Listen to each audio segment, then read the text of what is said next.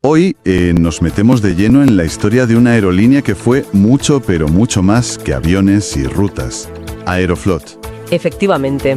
Y tenemos como guía un texto muy interesante, se titula Aeroflot, alas soviéticas al mundo. Un título bastante evocador, la verdad. El nombre, Aeroflot, seguro que resuena. La compañía aérea soviética, claro, luego rusa. Ajá. Pero la magnitud de lo que llegó a ser, eso quizás sí sorprenda a mucha gente. Hablamos de la que fue, oficialmente, y por cifras contrastadas, la aerolínea más grande del planeta. Una auténtica barbaridad, sí. Un coloso. Un coloso aéreo, exacto. Nacido de ese desarrollo industrial tan fulgurante de la URSS. Totalmente ligado a eso. Así que, vamos a ver. Nuestra misión hoy, desentrañar un poco los orígenes de Aeroflot, explorar esos hitos tecnológicos que, la verdad, dejaron al mundo con la boca abierta. Que no fueron pocos. No. Entender cómo alcanzó esa escala monumental, impulsada precisamente por ese músculo industrial soviético que comentamos. Y, descifrar qué nos cuenta su historia sobre la propia Unión Soviética, sus ambiciones, sus capacidades. Exacto, porque es un reflejo perfecto de esa época y ese sistema. Pues empezamos por el principio, ¿no? Como debe ser. Aeroflot no se llamó siempre así. No, claro. Nació en 1923, ojo, en una Rusia que apenas salía de años muy convulsos. Se fundó como Dobroliot. Dobroliot, sí. Que significa algo así como buen vuelo. Un nombre, curioso, ¿no? Con mucho optimismo para el momento. Desde luego, considerando el contexto, sí, era optimista. El nombre que todos conocemos, Aeroflot, pues lo adoptó una década después, más o menos a principios de los años 30.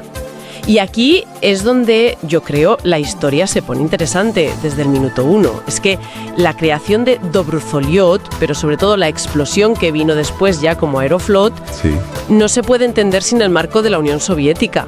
Es imposible. El texto que manejamos lo deja clarísimo. Fue ese desarrollo industrial extremadamente rápido. Ajá. Y la economía planificada lo que catapultó a esta empresa a una escala que, no tenía precedentes. Claro. No hablamos solo de una compañía aérea. Aeroflot fue un espejo de un sistema económico y político muy concreto. Y una prueba, tangible de lo que ese sistema podía conseguir cuando enfocaba sus recursos masivamente en algo. Totalmente de acuerdo. Era casi como una declaración de principios, pero con alas. Exacto. Y es curioso porque los primeros pasos fueron más bien modestos, aunque ya apuntaban maneras internacionalmente. Una de las primeras rutas fuera de la URSS fue a Königsberg. Sí. La actual Kaliningrado, que en aquel entonces era alemana. Dentro del país, conectaban Moscú con Nizhny Novgorod. Pero lo más llamativo, y esto a mí me sorprendió, es que empezaron volando con aviones alemanes, los Junkers F-13. Sí. Eso llama la atención, ¿verdad? Que el futuro estandarte de la tecnología aeronáutica soviética empezara dependiendo de tecnología extranjera. Choca un poco, sí. Pero claro, fue una fase muy corta. Yo creo que fue casi una necesidad pragmática al principio. Lo significativo es la rapidez con la que eso cambió. Vale. Aquí se ve la potencia de esa planificación centralizada y ese énfasis absoluto en la autosuficiencia industrial que buscaban. Para principios de los 30, justo cuando adoptaron el nombre de Aeroflot, ya estaban operando con modelos diseñados y fabricados en la URSS. O sea que la transición fue rapidísima. Muy rápida. Hablamos del Tupolev AN-T9 y del Kalinin K5. En pocos años, ¡zas!, cambio radical. Pasaron de depender de fuera a fabricar los suyos en... ¿qué? Menos de 10 años. Eso ya indica una capacidad industrial que estaba despertando a lo bestia. Y no solo fabricar los aviones, ojo. Es que, en paralelo, se volcaron en crear toda la infraestructura necesaria para soportar una red aérea que ya preveían que sería enorme. Claro, no basta con tener aviones. Exacto. En Moscú, por ejemplo, inauguraron el que fue el primer aeropuerto dedicado exclusivamente a pasajeros. Estaba cerca de donde hoy está la estación de metro Aeroport, de ahí el nombre. Ajá.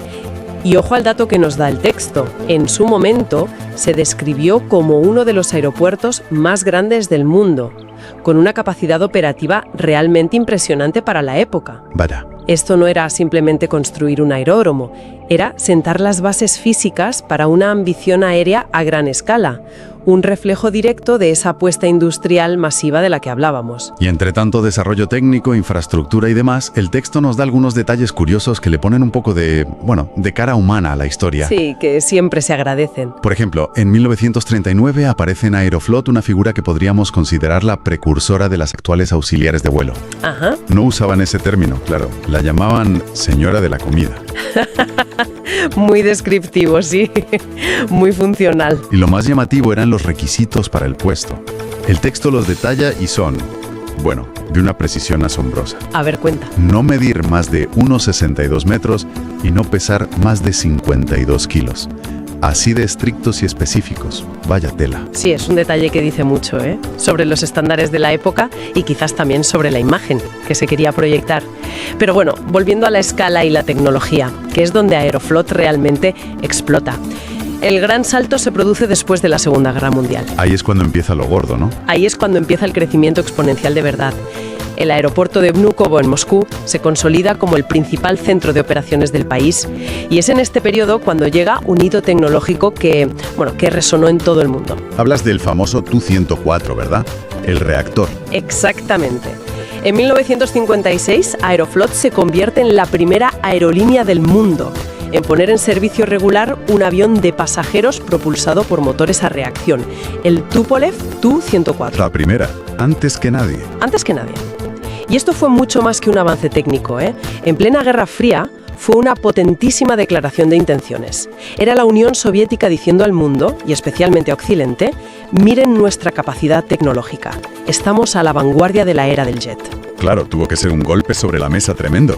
El impacto propagandístico y de prestigio fue enorme, enorme.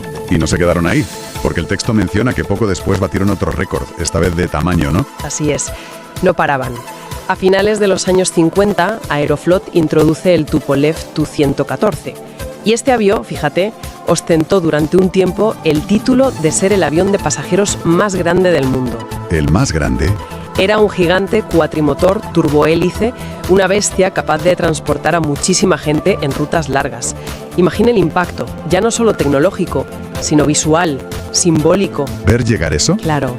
Más adelante, este Tu-114 sería reemplazado por otro ícono de la aviación soviética de largo alcance, el Ilyushin Il-62, que fue el primer reactor soviético de largo radio. Estaban constantemente empujando los límites, demostrando esa capacidad industrial y de diseño que tenían.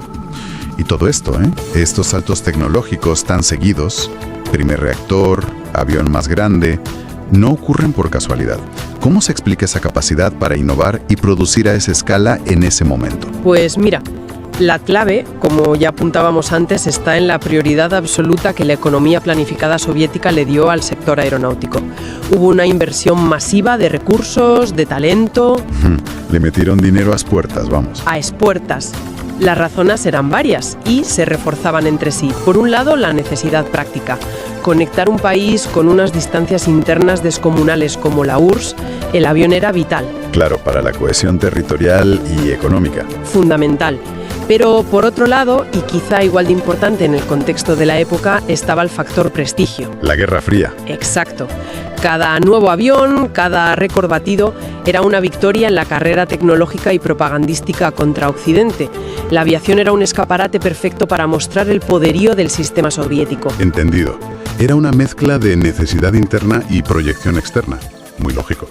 Y hablando de proyección, en los años 60, Aeroflot empieza a cuidar más su imagen pública, ¿verdad? Nace su oficina de publicidad e información. Efectivamente. Y con ella llega uno de los eslóganes más famosos y longevos de la historia de la publicidad soviética. Vuela con Aeroflot. El famoso eslogan, que el texto cuenta una anécdota muy buena sobre esto. Sí, es buenísima. Resulta que el eslogan tenía un punto irónico bastante grande. Un poco, sí. Porque al ser Aeroflot la única aerolínea civil que operaba dentro de la URSS, no había literalmente ninguna otra opción para volar. Era como decir, respira aire o algo así. Tal cual. La gracia está en que, aunque pareciera redundante, el objetivo real de esa campaña publicitaria no era quitarle pasajeros a competidores que no existían. Claro. El verdadero competidor era el tren. La campaña buscaba fomentar el uso del avión entre la población soviética. Convencerles de que volar era una alternativa moderna, eficiente, para cubrir las enormes distancias del país en lugar del tradicional ferrocarril. O sea, promocionaban el volar en sí mismo. Exacto, era una promoción del medio aéreo y Aeroflot era la única que lo ofrecía. Tiene todo el sentido. Y ahora llegamos al clímax, ¿no? La escala que alcanzó Aeroflot en su apogeo. Las cifras que da el texto son mareantes. Son verdaderamente difíciles de asimilar hoy en día, sí. Hablamos de una flota que superaba los 2.000 aviones a disposición de la compañía. Más de 2.000 aviones. Es una barbaridad. Una cifra gigantesca para una sola aerolínea. Y esa flota además era increíblemente diversa. Reflejaba la cantidad de roles que Aeroflot desempeñaba dentro del sistema soviético. Iba mucho más allá del transporte de pasajeros típico. El texto menciona algunos ejemplos clave de esa diversidad, ¿verdad? Sí. Por un lado tenías el pequeño y robusto Antonov AN-2, un biplano casi indestructible que estaba por todas partes en las zonas rurales. El An-2, sí, un clásico. Se usaba para todo, transporte local, carga, trabajos agrícolas como fumigar cosechas, silvicultura, ambulancia aérea. Era el caballo de batalla para conectar las regiones más remotas. Y en el otro extremo del espectro tecnológico, pues estaba la joya de la corona, el Tupolev Tu-144. El Konkorsky, como se le llamó a veces en Occidente. Otro hito tecnológico brutal. Brutal y pionero además. El Tu-144 fue el primer avión de pasajeros supersónico del mundo en realizar su vuelo inaugural. Fue en diciembre de 1968. Se adelantó al Concorde. Se adelantó unos meses al Concorde franco-británico, sí, aunque luego su carrera operativa en rutas de pasajeros fue relativamente corta y tuvo sus problemas. El simple hecho de diseñarlo, construirlo y ponerlo en el aire fue una demostración espectacular de la capacidad científica y técnica soviética. Era la punta de lanza tecnológica. Y entre esos dos extremos, el pequeño An-2 y el supersónico Tu-144, ¿cuál dirías que era el avión más representativo de Aeroflot en sus años dorados, el más común? Pues a ver, sin duda, el caballo de batalla principal durante la última etapa de la URSS, el avión que probablemente más gente asocia con Aeroflot en esa época, fue el Tupolev Tu-154. El Tu-154, claro. Un trirreactor de medio alcance, fiable, robusto, producido en grandes cantidades, era la espina dorsal de la red de rutas nacionales e internacionales de Aeroflot. Transportaba a millones y millones de pasajeros cada año. Ver un Tu-154 con los colores de Aeroflot era una imagen cotidiana en aeropuertos de medio mundo. Y esa presencia global no era solo en los aeropuertos, que Aeroflot también se coló en la cultura popular y tuvo un papel destacado en eventos mundiales. Cierto. Fue designada como la transportista oficial de los Juegos Olímpicos de Moscú 1980. Ajá. Un evento que, a pesar del boicot de algunos países, fue un escaparate gigantesco para la URSS y, por extensión, para su aerolínea de bandera. Lógico. Además, sus ailones y su logo, ese tan icónico de la hoz y el martillo alados, aparecieron en películas internacionales muy conocidas. El texto cita dos ejemplos que están muy bien. Nada menos que el clásico de Kubrick, 2001, Una odisea en el espacio. ¿En 2001? Sí, donde aparece una estación espacial con el logo de Aeroflot. Proyectaba una imagen futurista, global, y también una coproducción italo-soviética muy popular en su día, una comedia llamada Las increíbles aventuras de unos italianos en la URSS, donde la aerolínea también tenía un papel visible. O sea que era parte del imaginario colectivo global, un símbolo reconocido de la Unión Soviética. Totalmente. Y llegamos al dato que corona toda esta historia de crecimiento y récords, la cifra que le valió un lugar en el libro Guinness, ni más ni menos. El dato cumbre, sí. En la década de los 80, que fue su momento de máxima expansión, Aeroflot operaba rutas que conectaban, literalmente, todos los continentes habitados del planeta. Todos.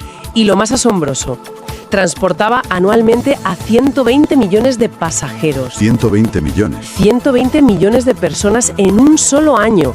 Esta cifra es estratosférica. Le aseguró un lugar en el libro Guinness de los récords como la aerolínea más grande del mundo por volumen de pasajeros. Y ojo, según la fuente que estamos analizando, este récord anual para una única aerolínea sigue sin haber sido superado a día de hoy. Es increíble pensar en esa cifra, 120 millones de pasajeros anuales, en los años 80. Hoy en día las grandes alianzas de aerolíneas mueven cifras enormes, claro, pero que una sola compañía alcanzara eso, ¡wow! Da una idea de la escala operativa que manejaban. era una escala que era producto directo de ser la única aerolínea en un país gigantesco y de tener el respaldo total del Estado bajo esa economía planificada que comentábamos.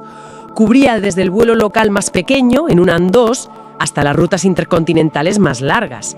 Era un sistema aéreo integrado y masivo bajo una única marca. Y hablando de rutas largas, el texto menciona una que era especialmente emblemática por su distancia, ¿no? Sí, para rematar esa imagen de alcance global, Aeroflot operó durante un tiempo la que era la ruta aérea regular más larga del mundo en aquel momento. ¿Cuál era? Unía Moscú con Santiago de Chile. Moscú-Santiago de Chile. Vaya viaje. Un trayecto de unos 18.000 kilómetros. Para cubrir esa distancia enorme, el vuelo hacía escalas técnicas y operativas en Rabat, en Marruecos, luego en La Habana, en Cuba, y finalmente en Lima, en Perú, antes de llegar a Santiago. Menuda odisea. Imagina la complejidad logística y la autonomía de vuelo que requería una ruta así en los años 70 y 80. Era otra demostración de capacidad y de presencia geopolítica en rincones muy, muy alejados del planeta. Impresionante.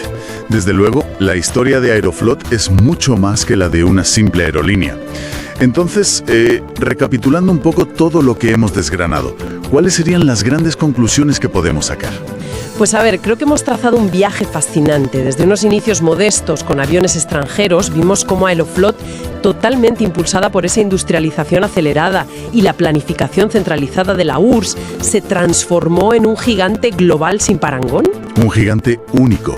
Fue pionera en tecnologías que definieron la aviación moderna, como el avión de pasajeros a reacción con el Tu-104 o el vuelo supersónico con el Tu-144.